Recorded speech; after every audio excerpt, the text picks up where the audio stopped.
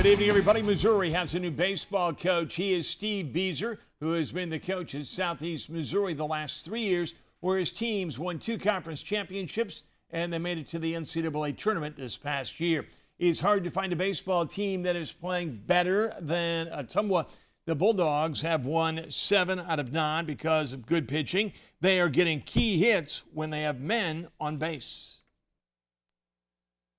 Offensive game is definitely improved.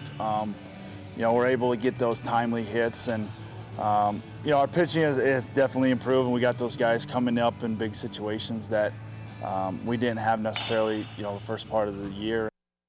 The Bulldogs will be home to face Hoover in a doubleheader tomorrow night. Meanwhile, the Ottumwa softball team is in the capital city to face Roosevelt, a team they beat earlier this month 7-0 and 2-1.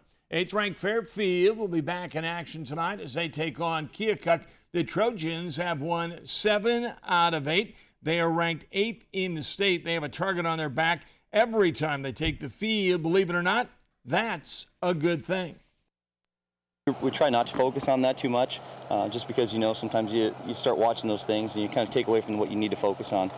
We try to make sure that we're focused on the things that we can control. Going out, putting our best teams out there, our best effort out on the field every day, that's what we can control. In high school football, Scotland County wrapped up its first week of summer practice today. The Tigers have just about everybody back on offense, but one thing they won't be familiar with is their new district opponents. It doesn't matter. One of the Tigers' goals will be to bring home a district title back to Memphis. After the season we had last year and ending the way it did, that's kind of what it's moving us forward. Is we want to go one step farther than we did last year. We made the district semifinals, so we've kind of set our early preseason goal is we want to be in the district championship game and take it one step further. Don't forget the annual Firecracker 5K run and 1K walk will take place this Saturday, July the 2nd. The race starts at 8 o'clock at the Dukem. The race brings out a lot of people, the royalty of the area and not so royal. The event helps raise a lot of money for the food bank, and that's a good thing. Don't forget the second session of the Kirksville Park and Rec tennis classes will start Tuesday, July the 5th at the Kirksville Tennis Court. Sign up at the Aquatic Center or their website online. #duh. I guess all websites are online.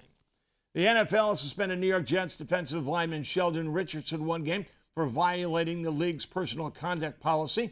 The former Missouri standout was driving 140 miles an hour. He had a loaded gun in the car and a minor. At least he will play again. Teresa is up next with final weather. Stay with us.